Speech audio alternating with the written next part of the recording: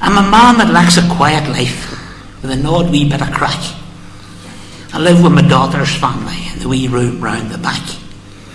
They all moved in when the missus died. They said they keep me right, but the only thing they're good for is converting spuds to shite.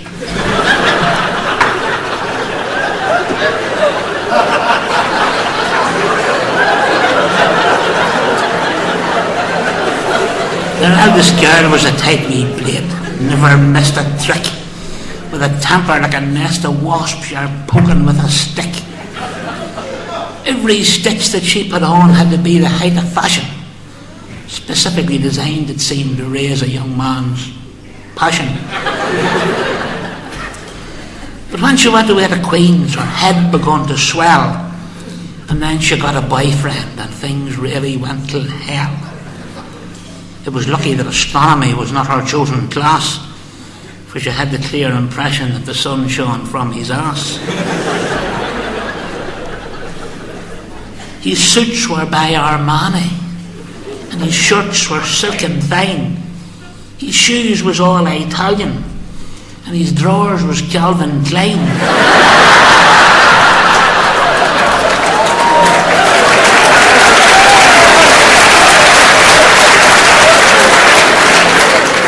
His name, it seemed, was Jeremy, and he lived out in Cultral. He was just like Daniel O'Donnell, only nicer to his ma. She reckoned he was perfect, but I didn't know what to think. He sounded like a fella that made like his handbags pink.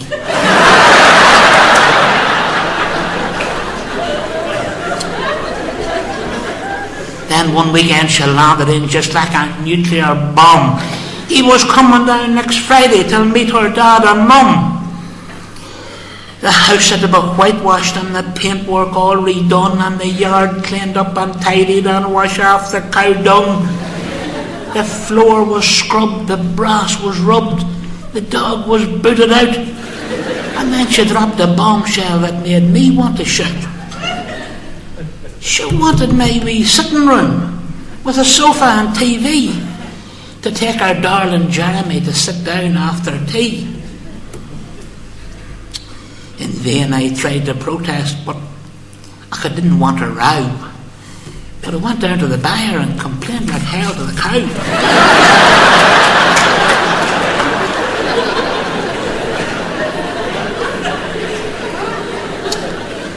They tidied and they dusted, painted, cleaned and swept it all, till the house felt like a convent when the Pope was due to call. Well, the great day came. He left Belfast in his lovely new sports car and got on great until he reached the lanes of South Armagh. There's not much satisfaction having hundreds of horsepower when you're stuck behind a tractor doing 20 miles an hour.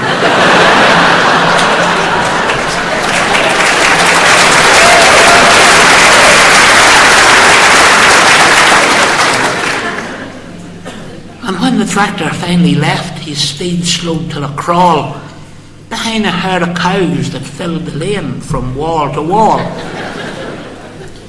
Now, boys brought up in nice Cultral have a lovely view of cattle. Clean and smiling things in books that give milk in a bottle.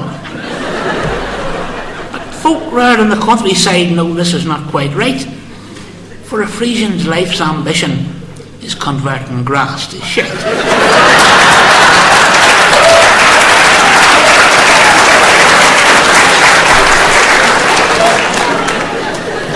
And though they live all day in fields with room to drop their load, they always seem to save it up and carpet bomb the road.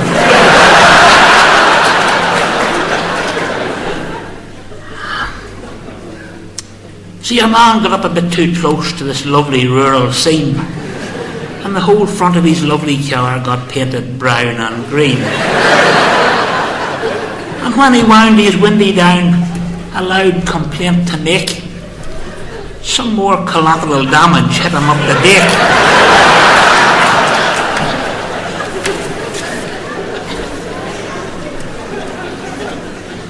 So all in all, the tea we had was a rather strained affair.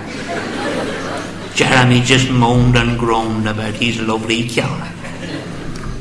When the awful meal was over, I went out for a walk, for I'm not the greatest in the world at making fancy talk. I got back near the edge of dark. It must have been 8:30, and I spied our brother Michael leaning sadly on the gate. "How's the big romance?" says I, and he answered somewhat loath, "If she marries on big asshole, we'll get scundered with them both." Now this lad was a skinhead, and he had less brains than her, and more ear tags than a bullock on its way to Newtown Fair.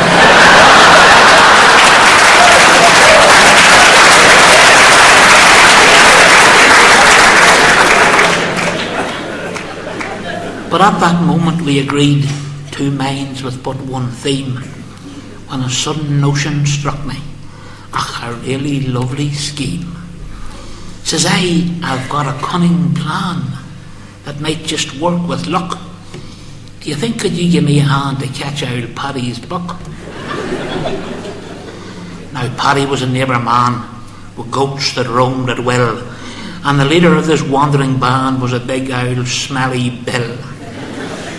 You knowed when he was coming, for his smell went on ahead, like a cross between a pig farm and a rat that's 3 weeks dead. He terrorised the countryside, men and women, dogs and sheep. He was used to frighten children that wouldn't go to sleep. He would tackle any living thing that ever had been born. He even gave the parish priest a good dose of the horn.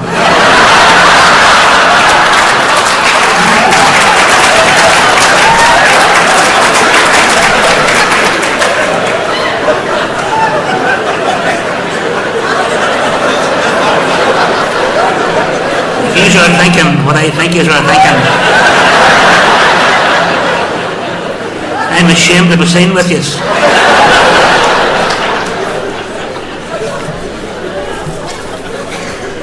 Now, me and him got on the best.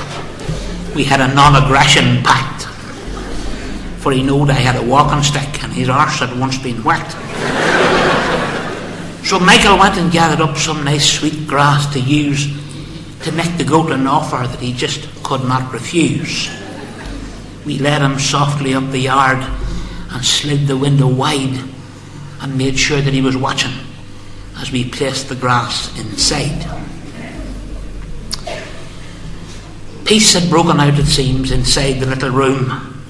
The trials of the day forgot and love once more in bloom. Tea and buns had just been brought and a brand new biscuit tin, when a small breeze stirred the curtains and something wafted in.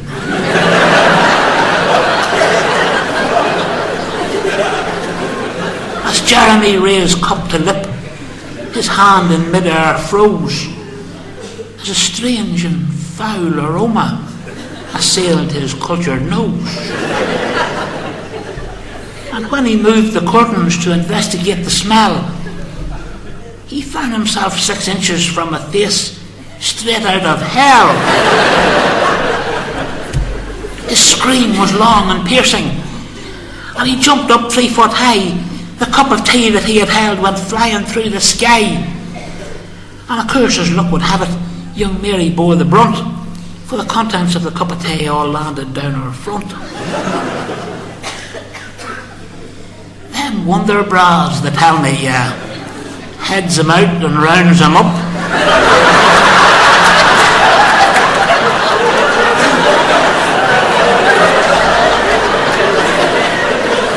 When it comes to scalding liquid, that held down near half a cup.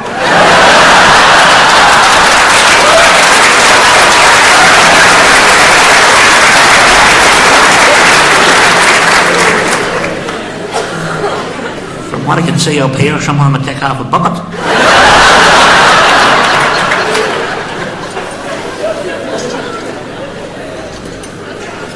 She yelled and jumped and capered in a wild and screaming spin, tearing at the roasting cloth that was glued onto her skin.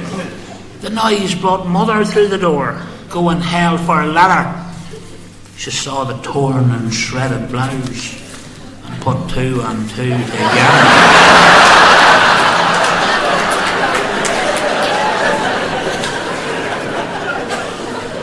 A couple of my old walking sticks were standing in a rack, and in a trice she grabbed one and whacked him over the back. He tried to run towards the door, but the women blocked his way, and he ducked and dived this way and that like a cornered rat at day. In vain he tried to protest, but the words stuck in his throat, so he dived out through the window.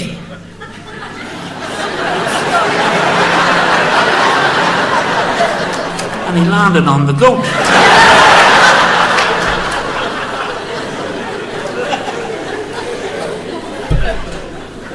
His horns had caught the curtains, and the goat was struggling hard. But he ripped them clean out of the wall and buck leapt up the yard. Your man hung on with tooth and claw like a monstrous carbuncle. But the jockey was unseated just as they cleared the dunkel.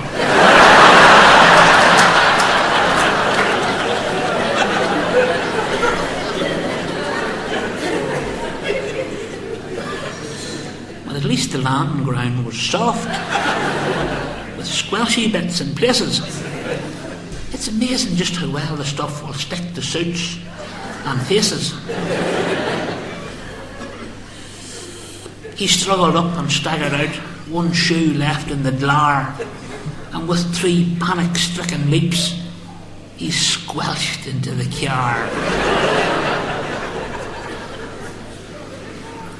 He roared away like a superstar from a rally driving class, and down the lane like the hounds of hell were snapping at his ass. Michael sneaked back to his room. I didn't come home till 10, and asked if Jeremy had gone, full of innocent concern. Me? I was told through gritted teeth that he had not been well, and gathered that he might be back on the first cow day in hell.